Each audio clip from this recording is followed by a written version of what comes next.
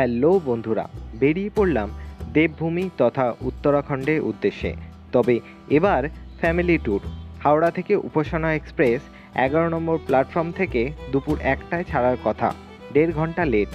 পৌঁছানোর কথা পরদিন বিকেল 5টায়। আমরা হরিদ্বারে নামবো, তবে সাথে 2 বছরের বাচ্চা আর আমার বাবার 6 মাস আগে হার্ট অপারেশন হয়েছে, কাজেই সাবধানতার সাথে ভ্রমণ অনিবার্য। একটা চাদর দিয়ে দিয়েছে, কম্বল দিয়ে দিয়েছে, আর এই বেডশিটটা পেতেছি মোটামুটি ক্লিন। আর এই হচ্ছে একটা বালিশের টাওয়েল দিয়েছে, আর এই পিলো দিয়েছে। এই পিলো দিয়েছে। পিলোটাকে কভার করে নিয়ে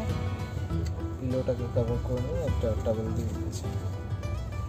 ঠিক আছে, তো এই হচ্ছে ট্রেনের পরিস্থিতি। মোটামুটি পরিষ্কারই ছিল, আহামরি খুব নোংরা ছিল না, ঠিকঠাক। তবে বলবো যে এই কার্টেন্সগুলো অবস্থা খুব খারাপ হয়ে যায়। কার্টেন্স এটা এসি 2 টায়ারে মেনটেনেন্স, তো এই কার্টেনগুলো অবস্থা খুব খারাপ, এবং পিলো যেটা দিয়েছিল আহামরি পরিষ্কার নয়। তো এই জিনিসগুলো রেলওয়ের দেখা উচিত। হরিদ্বারে যারা আমার মতন ফ্যামিলি নিয়ে আসছেন, তাদের থাকার জন্য প্রচুর হোটেল, ধর্মশালা, আশ্রম রয়েছে। আমরা হরিদ্বারের কাছেই স্টেশন থেকে মাত্র 800 মিটার দূরত্বে দেবপুরীতে ভারত সেবাশ্রম সংঘের আশ্রমে ছিলাম। তবে আপনারা যারা উত্তরাখণ্ডে আসছেন, অর্থাৎ হরিদ্বারে আসছেন, হরিদ্বারে থাকার মতো অসংখ্য হোটেল এবং ধর্মশালার ফোন নাম্বার, নাম আমি কিন্তু এই ভিডিওতে দিয়ে দেব। হারকি পৌড়ি, তারপরে হরিদ্বার স্টেশনের কাছে বিভিন্ন জায়গায় আপনি আপনার পছন্দ মতো হোটেলে ফোন করে বুকিংও করে নিতে পারেন। এই হচ্ছে ভারত সেবাশ্রম সংঘ, যেখানে আপনি যদি চান তাহলে থাকতে পারেন। এখানে রুমের ভাড়া শুরু হচ্ছে মাত্র 500 টাকা থেকে, এবং এসি রুমও অ্যাভেলেবেল। আর এখানে প্রসাদ হিসাবে একদম সাদা প্রসাদ, অর্থাৎ তেল মশলা ছাড়া রান্না করা প্রসাদ এখানে দেয়া হয়। আপনারা ডিনার বা লাঞ্চ হিসাবে এই প্রসাদ কিন্তু গ্রহণ করতে পারেন। হারকি পৌড়ির একদম কাছে, একদম যদি গঙ্গার ধারে থাকতে চান তাহলে একটা আছে আনন্দিবাস, দেখতে পাচ্ছেন। আর এখানে কিন্তু প্রত্যেকটা রুম গঙ্গা ফেসিং। যদি আপনারা এখানে আসতে চান, এখানে মোটামুটি কম খরচে রুম পেয়ে যাবেন। আর সমস্ত ট্যারিফ আমি ভিডিওতে বলে দেবো। এটা হচ্ছে ভোলাগিরি। আপনারা যদি থাকতে চান এখানেও থাকতে পারেন, আশ্রমের মতো পরিবেশ। ধর্মশালা এটা, হ্যাঁ, যে দেখতে পাচ্ছেন। এখানে ভিডিও পজ করে স্ক্রিনশট নিয়ে রাখতে পারেন। হচ্ছে অরিজিনাল দাদা বৌদি হোটেল। চলো ঢোকো। এটা হচ্ছে অরিজিনাল দাদা বৌদি হোটেল, ঠিক আছে। এই যে ভোলাগিরির ঠিক উল্টো দিকেই দাদা বৌদি হোটেল। দাদা বৌদি হোটেলের ঠিক উল্টো দিকেই রয়েছে বাহুবলপুরি ধর্মশালা, এখানেও আপনি চাইলে থাকতে পারেন। रेंट, अच्छा रेंट कितना रहता है रूम का? 400 रुपया।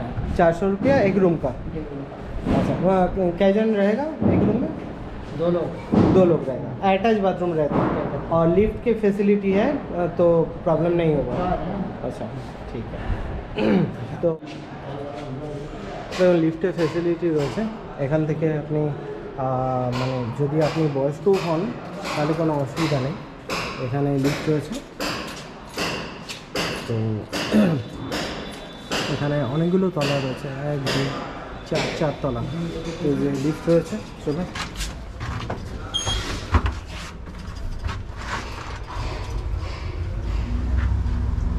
আচ্ছা, এটা হচ্ছে একদম টপ ফ্লোর, দেখতে পাচ্ছেন, একদম টপ ফ্লোর। খুবই পরিষ্কার পরিচ্ছন্ন।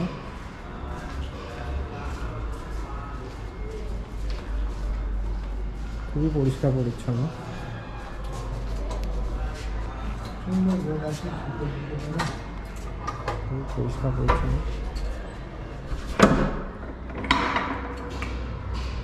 এই হচ্ছে রুম। আচ্ছা, এই হচ্ছে রুম। এখানে 2 বেডের রুম রয়েছে। আর আপনাদের বাথরুমটা দেখায়। আচ্ছা, बेंगली स्टाइल हाँ दिखाए से बहालपुरी धर्मशाला में 7 टेरेस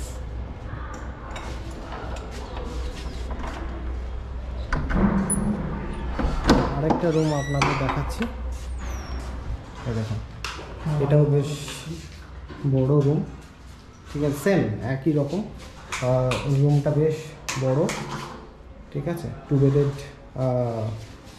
বেডরুম আর এই হচ্ছে ওয়াশরুম বেসিন রয়েছে সেম বেঙ্গলি স্টাইল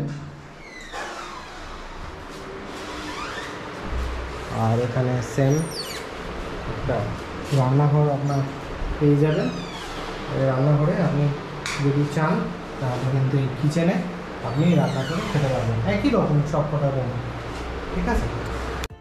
আর এই বাহাওয়ালপুরি ধর্মশালার ছাদ থেকে আপনি গঙ্গার সৌন্দর্য উপভোগ করতে পারবেন, তার সাথে উল্টো দিকে মনসা পাহাড় রয়েছে, মনসা মন্দির দেখতে পাবেন।